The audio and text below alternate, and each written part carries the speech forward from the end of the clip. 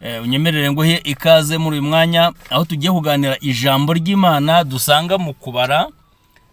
Tugiye kuganira ijambo ry'Imana dusanga mu kubara ibice byaho. Turasoma 23 ku murongo waho 8. Handitse iki? Haravuga iki muvandimwe? Reka twumve iki ijambo ry'Imana yavuze. Aravuze ngo navumane ab'Imana itavumye. Ijambo aravuga ngo navuma gute ab'Imana itavumye, kandi narakarira nte ab'Imana itarakariye. Icyenda aravuze ngo kuko nitegeye ubwo bwoko ndi hejuru y'ibitare, nkabwitegereza ndi mu mpinga z'imisozi, dore n'ubwoko butura ukwabwo. Ayo ngo nibuzabarwa mu mahanga. Iri ni ijambo dusomye ariko rije ari ikibazo, rije ribaza, ni ijambo ribaza. Iki ni ikiganiro Baraki yagiranye na Baramu, aho Baraki yashakaga kuvuma ubwoko bwa Isiraheli akoresheje akanwa ka Baramu, ariko bikaza kurangira ibyari umuvumo bihindutse umugisha. Ndashaka kukuganiriza iri jambo rero. Ndashaka kukubwira ko buriya mu buzima busanzwe abanyamugisha ntibavumika. Ako kantu gatware. Abanyamugisha ntibavumika. Abanyamugisha ntibavumika. Umuntu ufite umugisha ntavumika. Umuntu ufite umugisha ntarogeka. Umuntu ufite umugisha ntiyicwa. Umuntu ufite umugisha ntagambanirwa. Umuntu ufite umugisha arashinganye. Ndimo ndashaka kukubwira rero, Baraki na Baramu ubwo bari ku musozi bakoze inama yo kuvuma Abisiraheli bari mu kibaya cy'Imowabu. Abisiraheli bari baganditse mu kibaya cy'Imowabu batazi neza imigambi irimo bacurirwa. Byashoboka ko ushobora kuba uri mu kazi, byashoboka ko ushobora kuba uri mu rugo, byashoboka ko ushobora kuba uri ahantu runaka, ariko imigambi gucurirwa ntayo uzi. Ntabwo uzi imigambi gucurirwa iyo ariyo, ariko imigambi yagucuriwe Imana yagiye yivunjamo umugisha. Baguteza imitego, Imana irayitegura.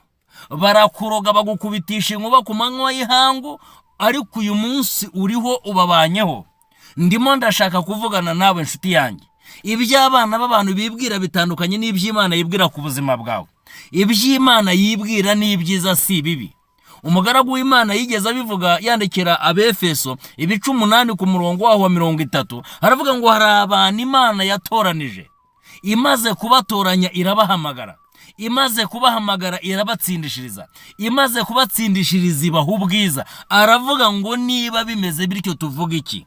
Niba Imana ishobora byose, umuremyi w'ijuru n'isi, ari mu ruhande rw'aba bantu, ari mu ruhande rw'aba bantu, niba Imana iri mu ruhande rw'aba bantu tuvuga iki? Itimanye umwana wayo yaburite kumuduhana n'ibindi. Ijambo revuze ngo aba bantu ntibavumika. Niba Imana iri mu ruhande rwawe ntuvumika. Niba Imana ikwishimira ntuvumika. Petero nawe yabivuze ageze kwa Koroneliye 10:34 mu byakozwe n'intumwa. Ijambo ry'Imana ramubwira Petero yateruye amagambo aravuga ngo menye neza ko Imana yo mu ijuru itarobanura ku butoni, ngo ahubwo mu mahanga yose uyubahaga kuri byo gukiranuka Imana iramwemera. Ijambo riratubwiye ngo navumane umuntu Imana yemera, navumane umuntu uri kumwe n'Imana yishimira, navumane umuntu utaramira Imana akumva ijwi ry'Imana, navumane umuntu uri mushengerera Imana umutima we waromatanye nayo, navumane uyu muntu. Ijambo riravuga ngo ese navuma gute uyu muntu? Ko nitegereje nkasanga bidashoboka. Navumane ab'Imana itavumye, kandi mfite ubushobozi ki bwo kurakarira umuntu Imana itarakariye? Ngewe byashoboka bite? Hano Baramu yararimo abaza Baraki. Ndimo ndavugana n'ubuzima bwawe nshuti yanjye. Ntabwo abadayimoni bagira icyo bagutwara uri kumwe n'Imana. ese iyo wisuzumye urasanga uri kumwe n'Imana? Iyo urebye imikorere yawe urasanga uri kumwe n'Imana? Iyo urebye uko ugenda urasanga uri kumwe n'Imana? Iyo urebye uko uvuga urasanga uri kumwe n'Imana? Imana ifite ubushobozi bwo kugusimbutsa iyo mitego mu izina rya Yesu. Shadraka, Meshaki na Abedinego babwiye umwami, baravuga ngo Imana yacu twizeye. Imana ishimwe cyane. Imana y'Abaheburayo, Imana ya sogokuruza Aburahamu, Imana yakuye ubwoko bwayo mu maboko akomeye y'Abanyagiputa, ifite ubushobozi bwo kudukura mu maboko yawe. Ariko ntaho itadukiza, ntaho itabikora, nta cyatuma dushengerera ikigirwamana cyawe. Twasobanukiwe Imana ivuga bikaba, yategeka bigakomera. Twasobanukiwe imbaraga z'Umuremyi w'ijuru n'isi. Twasobanukiwe imbaraga z'Imana y'iwacu. Nta cyatuma twubararira ikigirwamana cyabumbwe n'intoki z'abana b'abantu.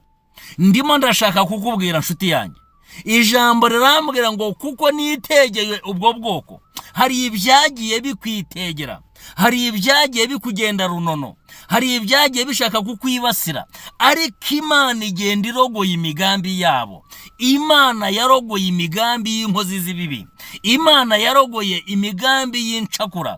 Imana ishobora byose nikugenderere muvandimwe. Umva iki ijambo ry'Imana rimbwira, Zaburi ya 35 ku murongo wa 3. Aravuga ngo ijambo ravuga ngo burana n'abamburanya, urwane n'abandwanya, ushingura icumu ryawe mu ntagara, wimira ibingenza. Imana ishobora byose igira ibintu yimira ku buzima bwawe.